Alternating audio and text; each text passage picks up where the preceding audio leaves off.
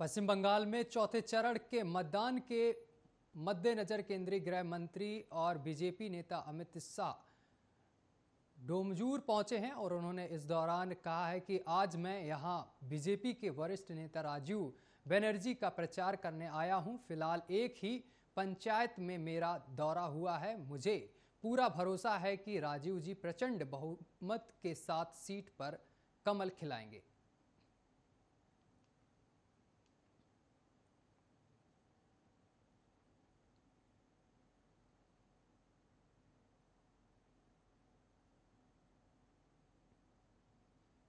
उत्तराखंड के मुख्यमंत्री तीरथ सिंह रावत कुंभ के बारे में गलत जानकारी देते हुए नजर आए हैं। उन्होंने कहा है कि कुंभ बनारस में भी आयोजित किया जाता है। वीडियो में वह कहते हुए दिखाई दे रहे हैं कि मैं जैसे कहा है कि कुंभ 12 साल में आता है और हर साल नहीं आता है।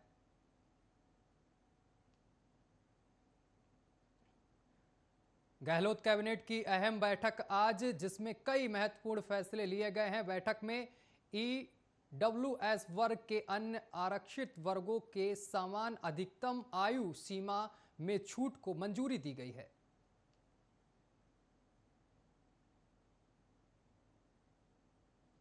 बिहार के लघु उद्योग मंत्री और बीजेपी के वरिष्ठ नेता शहनवाज हुसैन की हावड़ा रैली में पत्थरबाजी की घटना सामने आई है। खुद शहनवाज हुसैन ने इसकी जानकारी दी है।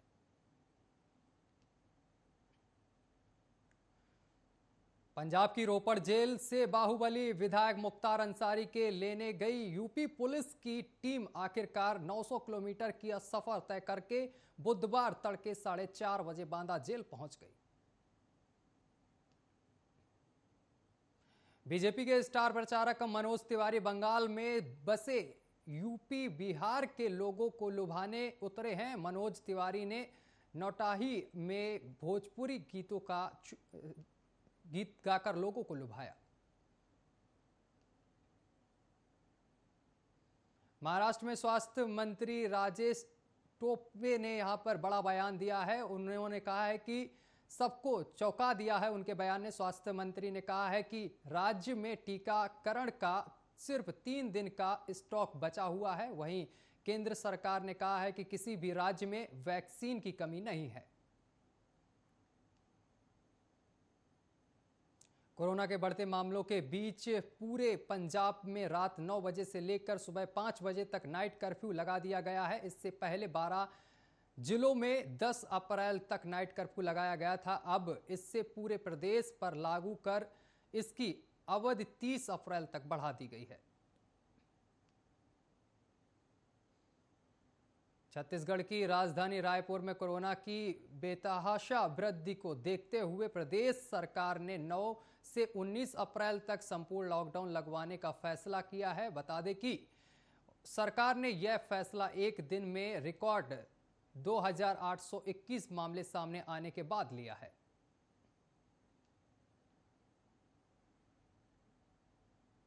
मुंबई पुलिस के निलंबित अधिकारी सचिन वाझे को विशेष एनआईए अदालत के सामने पेश किया गया है। यहां राष्ट्रीय अभिकरण एजेंसी के अदालत से सचिन वाझे की हिरासत 4 दिन और बढ़ाने की मांग की गई है। अदालत ने वाझे की हिरासत को 9 अप्रैल तक के लिए बढ़ा दिया है।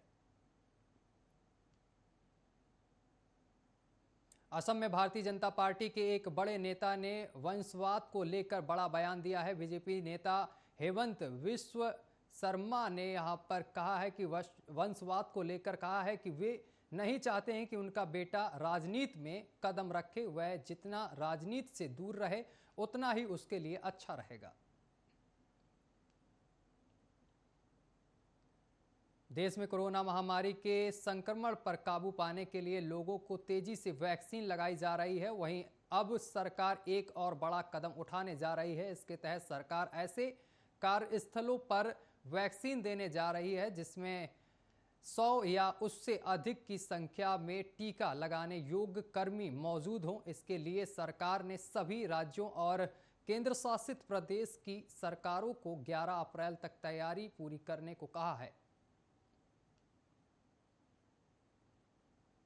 यूपी पुलिस ने एक ग्राम पंचायत उम्मीदवार के पास से करीब 100 किलो रसगुल्लों के पैकेट जब्त किए हैं। उम्मीदवार यह रसगुल्ले मतदाताओं को बांट रहा था। अमरोहा में 19 अप्रैल को पूरे चरण में मतदान होना है और पुलिस ने उम्मीदवार को यहां पर गिरफ्तार कर लिया है। साथ ही उस पर आचार संहिता का उल्लंघन करने का मामला दर्ज कर दिया है। दिल्ली समेत पूरे देश में कोरोना के बढ़ते मामलों को देखते हुए दिल्ली हाई कोर्ट ने बुधवार को अपने एक आदेश में अकेले कार चलाते शख्स के लिए यहां पर मास्क जरूरी कर दिया है। अदालत ने कहा है कि अगर कोई अकेला भी कार चला रहा है तो उसे मास्क पहनना अनिवार्य होगा। यूपी पंचायत चुनाव की जंग जीतने के लिए संभावित उम्मीदवारों ने सभी तरह के पैतरे आजमाना शुरू कर दिया है। मतदाताओं को लुभाने के लिए एक और जहां साम दाम दंड भेद का सहारा लेते हुए दिखाई दे रहे हैं तो वहीं ग्रह नक्षत्र और टोना टुटका करते हुए भी नहीं चूक रहे हैं। मध्य प्रदेश के मुख्यमंत्री शिवराज सिंह चौहान ने कोरोना के बढ़ते मामलों को देखते हुए एक बड़ा फैसला लिया है। सीएम शिवराज सिंह ने 15 अप्रैल तक छत्तीसगढ़ से आने वाली सभी बसों पर अस्थायी रोक लगा दी है। भारतीय खेल प्राधिकरण के भोपाल सेंटर में 24 एथलीट समेत कुल 36 लोग कोरोना संक्रमित पाए गए हैं। हालांकि इनमें से कोई भी खिलाड़ी ओलंपिक के लिए क्वालिफाई करने वाला एथलीट नहीं है।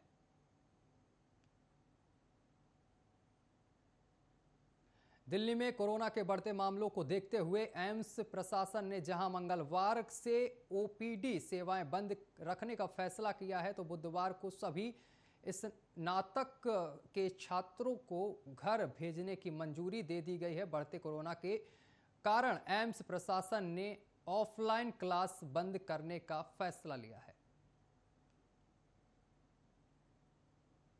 कोरोना वायरस संक्रमण से जूझ रही मध्य प्रदेश की राजधानी भोपाल अब ऑक्सीजन की किल्लत का सामना भी कर रही है और राजधानी में गुजरात से आने वाली लिक्विड ऑक्सीजन की आपूर्ति रोक दी गई है और जानकारी के अनुसार पिछले 6 दिन से गुजरात से भोपाल में लिक्विड ऑक्सीजन की सप्लाई नहीं मिली है।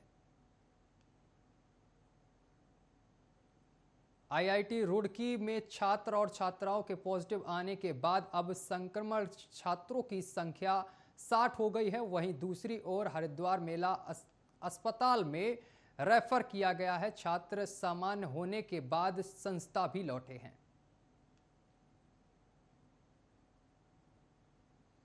दिल्ली में कोरोना के 5100 मामले सामने आए हैं और रात्रि कर्फ्यू भी लगा दिया गया है। इन सब के बाद लोगों के दिल में एक बार फिर लॉकडाउन का दहशत बस गई है और यही वजह है कि लोग दिल्ली को छोड़कर वापस अपने घर और राज्यों में लौट रहे हैं। साथ ही नई दिल्ली रेलवे स्टेशन पर बड़ी संख्या में लोगों की भीड़ भी देखी जा रही है।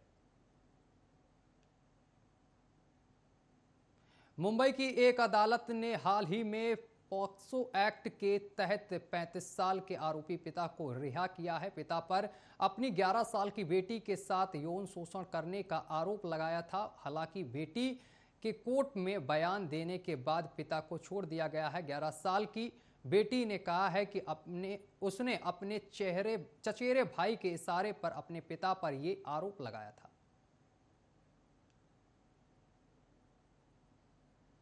इंस्टेंट मैगजीन ऐप सिग्नल में भी अब जल्द ही पेमेंट का फीचर आने वाला है। सिग्नल का सीधा मुकाबला व्हाट्सएप के साथ है। व्हाट्सएप की प्राइवेसी और हाल ही में हुए डाटा लीक का फायदा सिग्नल को हो सकता है। सिग्नल ने कहा है कि उसका पेमेंट फीचर काफी सिक्योर है।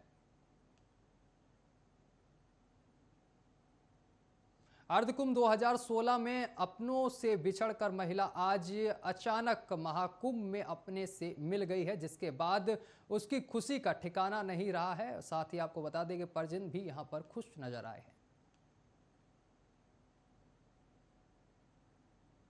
चीन उइगर मुसलमानों पर अत्याचारों को लेकर दुनिया भर में और आपको बता दें आलोचना झेल चुका है, लेकिन बावजूद सिंजियांग प्रांत में उइगर मुसलमानों पर ड्रैगन की करतूत लगातार बढ़ती जा रही है और हाल ही में चीन ने उइगर समुदाय के 2 पूर्व सरकारी अधिकारियों को मौत की सजा सुनाई है। पाकिस्तान से वैक्सीन की कालाबाजारी का मामला सामने आया है। पाकिस्तान में रूस की स्पुतनिक वी की खुराक लगवाने के लिए नागरिकों को 12,000 पाकिस्तानी रुपए यानी कि 5,800 रुपए का खर्च करने पड़ रहे हैं। एक तरफ जहां भारत ने वैक्सीनेशन अभियान को तेज करने के लिए टीके के निर्यात को अस्थायी तौर पर रोक दिया है, तो वहीं पाकिस्तान जैसे एक देश है जहां वैक्सीन के नाम पर भ्रष्टाचार हो रहा है।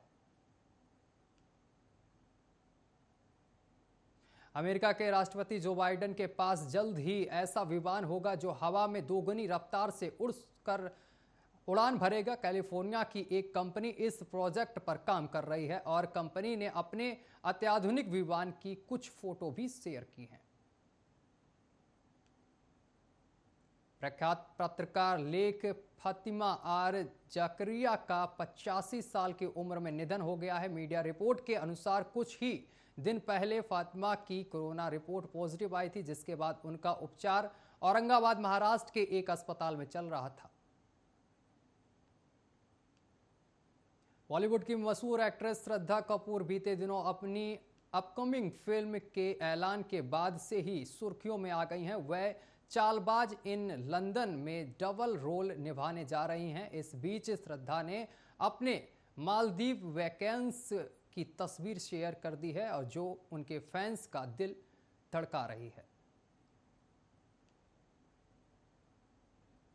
बॉलीवुड फिल्म टाइटैनिक न केवल विदेश में बल्कि भारत में भी काफी पसंद की गई थी। वहीं अभिनेत्री केट विंसलेट अपने बेबाक अंदाज में भी मशहूर हैं और अक्सर वो अपनी बातों को खुलकर रखती हैं। अब कैट ने खुलकर यहाँ पर बातों को रखा है। वो बॉलीवुड में ऐसे कई स्मगलिंग अभिनेताओं को जानती हैं जो खुलकर सामने आने से डरते हैं।